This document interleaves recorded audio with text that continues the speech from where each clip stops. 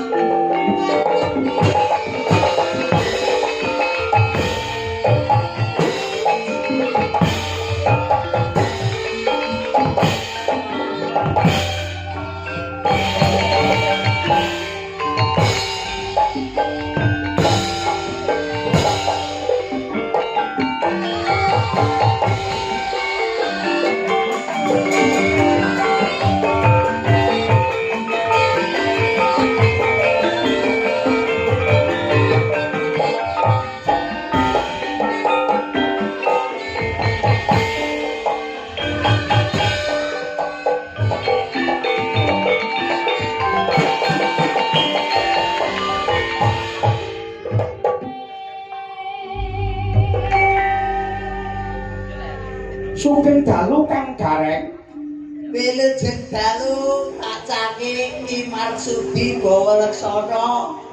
Dalu boten pinanggih sehat nggih Mas. Alhamdulillah Kang Gareng sami sehat sedaya. Sing penting bakune seger kewarasan. Amin amin ya rabbal alamin. Ugi prokadang dulur-dulur kula tenggene Krandu sedaya mugi-mugi pinaringan seger waras.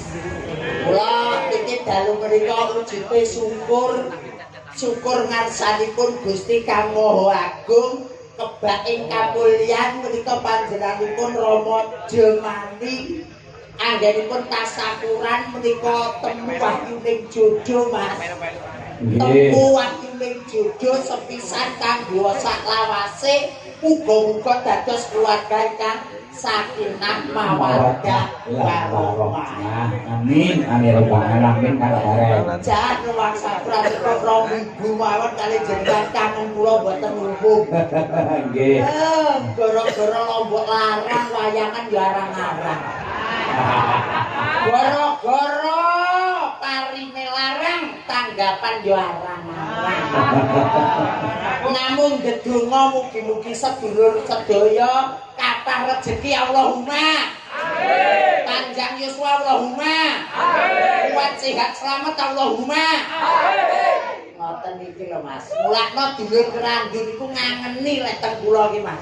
Paribasane sing rada tuwa dadi bapak, aku sing enom dadi adikku lan anak-anakku. Iya pancen ngono Kang Gareng. Nggih, jan tenan Ugi Kang Gareng niku wau wah nggih. Sinoman Peladen. Nggih. Wah jam cancut gumbergut.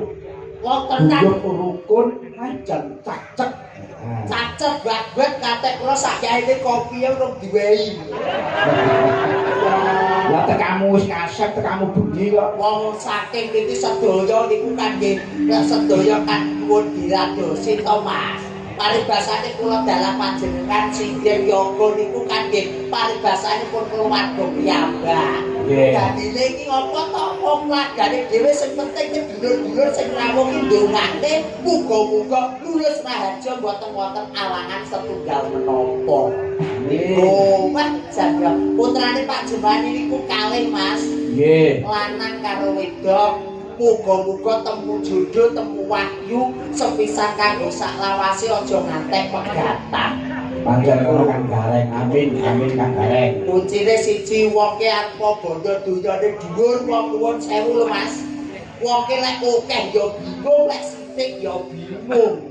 Panjen sifat wong ya Kang Gareng. Nggih, akeh ya bingung, sithik ya bingung. Mula wong tenggene ngalam dunya niku ikhlas lillahi taala kados Pak Jumani anggenipun tasakuran dipun ijabahi dening Gusti Kang Maha Agung. Nggih pancen tasakuran adento ketok lokak ning sejatine saya kebak ya Kang Gareng. Ora lokak saya kebak, ora muntah saya mutung. Pancen ngono Kang Gareng. Mula wong jenenge wong syukur iku wong banyak bersyukur iku banyak manfaatnya Mas. Mula ya kene lek wong sugih ku aja ngantek laleki bersyukur. Niku nek lek bojone akeh. Seto iki wae wis penake ra mau diune ya bunyi wis gawe enek buntute ra apa-apa Mas ya. Ya. Aku gawe buntute ngene penak banget kok ya nggih Pak Jembani aku ditresnani tenan karo wong randu mriki Mas. Nggih. Panut ditresnani kok kono teko kene penonton tumplek sing gene Mas Marsudi ayu yogane nom-nom kabeh yaene yo urung enek sing do ngantuk. Tenanan kula dangu mboten ten mriki nggih Mas. Nggih Kang Gareng. Biasane awake dhewe 2 minggu pisan iku mesti wayangan ten Klaran dan Grandung. Heeh. Iki kok rada nek kok setahun kaya bol siji tok iki. Ning glalah lho Mas. Nggih. Lah wis dilunasi 2 tahun kepungkur dadi iki karek nyaur igo-igo. Pancen apa Kang Gareng? Nggih. Ngene iki ya wis kabeh wis lulus dilunasi kate kapan kae Kang Gareng. Nggih. Sasi seprono wis wis dilunasi Kang. Bapak Jemani lho. Pak Jemani iku ora kena dipindhahi latir.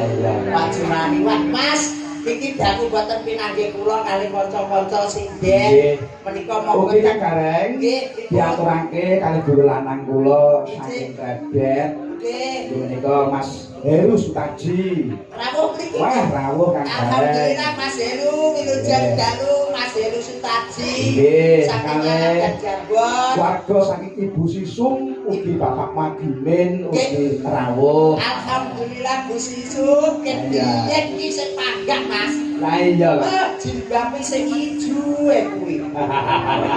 Bu Sisu alhamdulillah muga-muga pinaringan seger waras kathah rezeki. Amin Kang Gareng. Ingkang rawuh oleh sinten saking Balong Mas?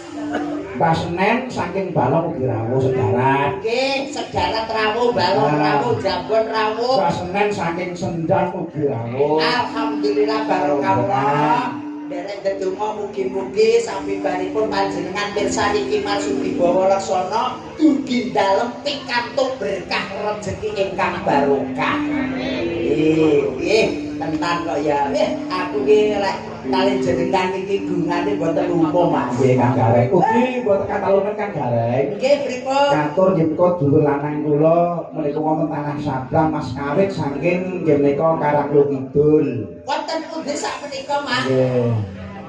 Wonten Malaysia napa wonten Taiwan napa wonten Hongkong? Ora ngaku Mas. Oh, Tanah Sabrang Mas Kawit saking Karanglo Kidul. Nggih. Request menika nyuwun lakon mangke. nggih, mungkin di pinangkani setunggal bapak setunggal. Nggih. Jan tenan kok ya 1 2 3 4 5 6 7 tenan. Sing dene jenengan ki nyenengke Mas. Nggih, pokoke nyuwun kabeh Kang Gareng. Nyunyur kabeh ya ayu-ayu kabeh. Dianggo elok. Cantik-cantik kabeh, sekolah ya dhuwur-dhuwur kabeh. Kabeh do sekolah, do kuliah. Di sing kene dhewe iki. Babon mana telu. Bose. Ngapunten nggih Mas nggih. Gliak-gliak waton kecandhak gremet-gremet waton ing slamet menika linggukan dipun sambung mengke tenggene gara-gara sedaya kersanipun menika saged menghibur dulur-dulur wonten ing laladan Ngrandu mriki Mas Marsudi. Nggih. Jantenan iki ditanjake siji mboko siji. Nggih, wonten cobi niki wonten serat Kang Gareng. Oh nggih, jenengan waos rumiyin Mas. Panyuwun lagu kawula rewang. Nggih. Anteping ati, Anteping ati. sambel kemangi. Sambel kemangi. Terus Lan saking kawula Karang Taruna Eyang Setana. amin amin amin. Muga-muga tetep guyub agawe santosa. Amin amin amin. Wonten malih pepeling. Pepele dipun pinangkani. Nggih. Wah, jantenan kok ya. Ditanjake setunggal mboko setunggal nggih, Mas Marsudi. Nggih, niki penak. Kopi Kang Gareng. Nggih, pripun Iki pripun? saderipun Pak Mutiara. Iji. Monggo Siap. sing rumiyin. Nggih. Wah, Monggo. sangko alko. Oke.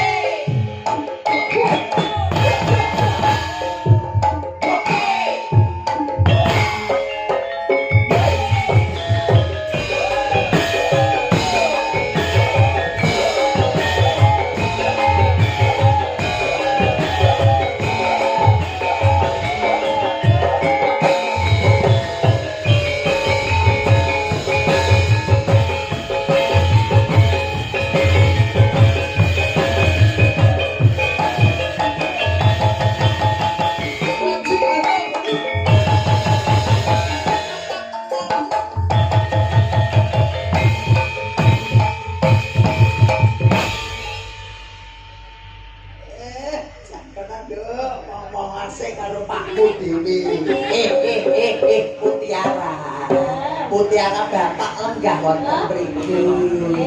Corona kuwi malah goreng ki mosok pakku goreng. Ya, bapak lenggah kene. Nggih, sungkem sik karo bapak bar lumbungan karo aku. Dadak sungkem ya niki. Lho piye tok karo bapakku disungkem wong jenenge anak nun sewu lho, Nduk. Wong anake apa sukses kaya ngopo kudu eling marang wong tuwa. Ya pancen ngono Kang. Dadine awakku ki saurunge nembang sungkem sik karo mergo kendho kencenging anak pranataning anak ki mung kali ana wong tuwa pujine wong tuwa. Bener, kuwi kula Kenceng ya saka wong tuwa, kendho ya saka wong tuwa. ketok iki saiki wis lemes lah. Ning masalah ngeten. Pripun? Sosokan niku Nggih. ngeten panggung sampun diakoni. Ngeten iki Lah niki. awakku ku ora diakoni dadi anake bapak. Lah niku. Wow! Lho wong piye rek? Iki bapakmu. Anu Ibune sinten ibune? Ibune ta. Ya bapak enggak ning kono sungkem spriyen kali bapak. Estu niki. Sungkem se Mas Marsudi menghadap nang mriki rumiyin kedhi mawon rada mire anak wedok arep sungkem kali Romo. Nggih, sungkem kula katur apa. iya ya pecahanku. Sungkemu ndak tompo kanthi bombong bunga aku pun tapak yo wong ayu. Inggih kula tampi kanthi dingaing raos mana kula Rama. Omongan nduk. Pripun? Pun kakang aku arep tresno karo seliramu. Wajak bisa. Para tuwa kereng iki. Put Mutiara. Kelem. Wah aku dadi para tuwa bapakmu moh aku. Pripun? Lah aku mesti diorot-orot wayah mantenan iki kabeh kon nyukupi aku ora kaya Pak Jumadi. Mutiara, Dalem. kowe wis katon gedhe. Nggih. Ya, apa-apamu disawanku sarwa gedhe. Sing ati-ati ya bocah. Nduk Mutiara. Dalem. Tak peke nduk nek musuh. Us. Ngomong gedhe nomor terus kono kier-kier saja ae. Ora tuwa iso galak kowe entok. Nduk Mutiara. Nggih, dalem. Niki sowan teng dalemipun Rama Jumani. Nggih, kalian ibu Ibu lali jenenge Tati. Nggih Bu Tati. Bukati. Bukati. Menika kajate apa, Nduk? Tasyakuran pernikahan. Lah dongakno mumpung mandi-mandine iki pun sawakku ndurake manten. Lah Ya sing pasti mugi-mugi samawat. Terus Sakinah mawaddah warahmah. Terus rezekinipun nggih lancar barokah. amin amin ya rabbal Terus alamin enggal Pindah ngomongan nggih leres. ya dadine nek wis duwe ngomongan awake dhewe sing duwe gandulane ngati ya nduk ya kaya awake dhewe kae Kapan? Bagi kapan Reng? apa Gandulan nanti gandulan gue maksudnya. ya tegese ke gandulane ngati iki kuncine urip iki nyata ngono lho Mas Gandulannya hati orang ngendi Reng? Nduk rada-rada sing tak duwe gandulan Halo. Ojo kurang ajar Reng.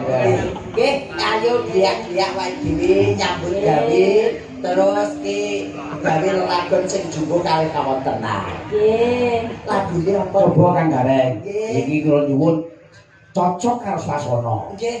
Kelinci ucul. Kelinci muncul. Niki ugi kula aturaken wau wonten sing nyuwun sesideman terus Nggih. kuning, Ya. terus kanolong. Heeh. Niku saking Mas Udin Etan Puskesmas, so sampun TF.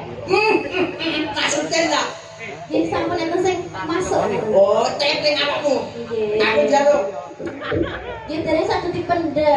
Oh, awakmu iki teramu ya. Iki dhewe-dhewe apa, Dok? Kelinci muncul. Dene sesideman saged diucul. Iki OTF Reng.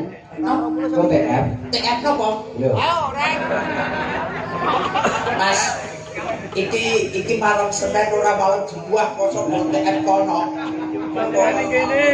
Tanggapan arang-arang ngamuk-ngamuk nyawa. Ya.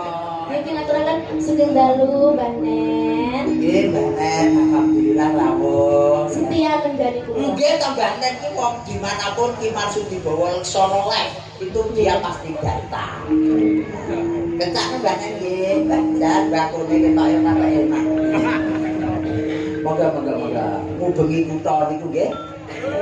Oh. Yuk, kelinci ucul, Mbak. Putih arah. Monggo.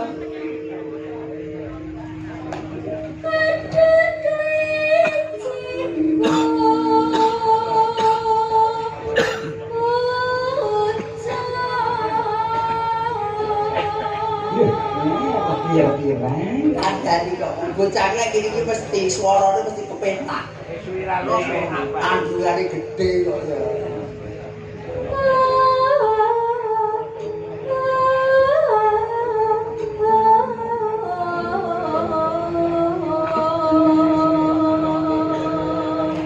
Biyen cilik Reng. Nggih, tenan biyen nek kene ning tak undomono.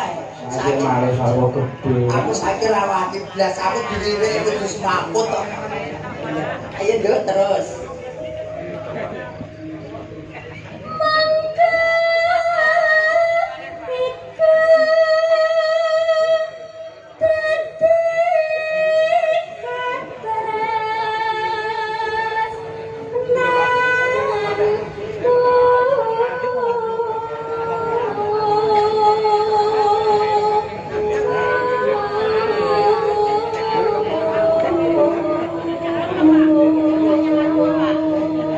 Dulur mlikin kok beli rawuh ngaturaken wilujeng rawuh, wilujeng mirsani. Terus Nduk.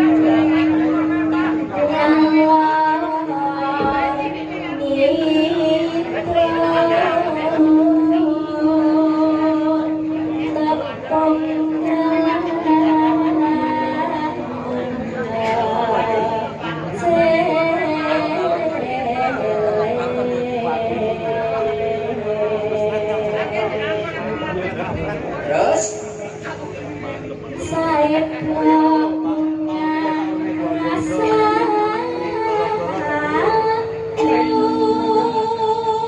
iya. Ayo Bocah kota kapake lho gitu. tak cetot-cetot iki. Terus Aku ora ngerti.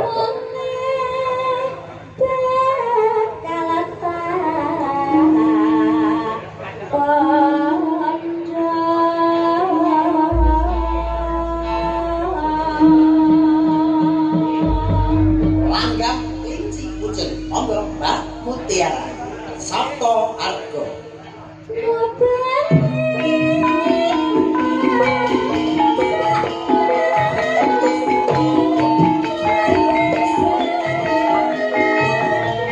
Thank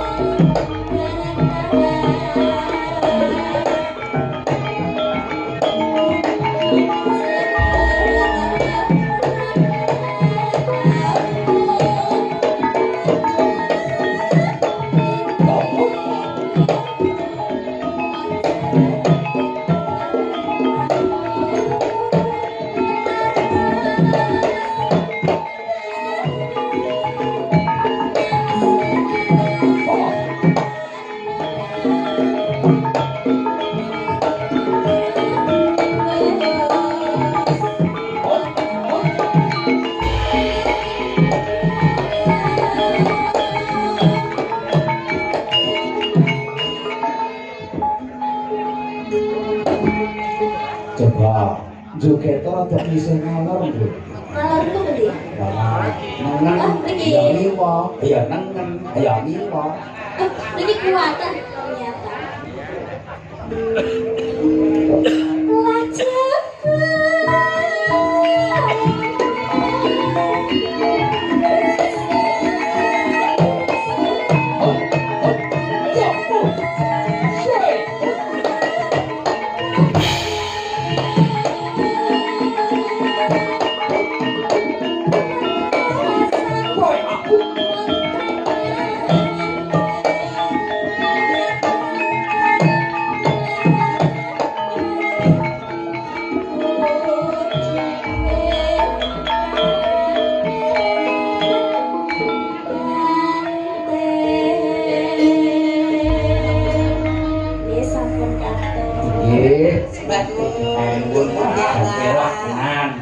Jangan tenan kok ya. Hebat pendidikan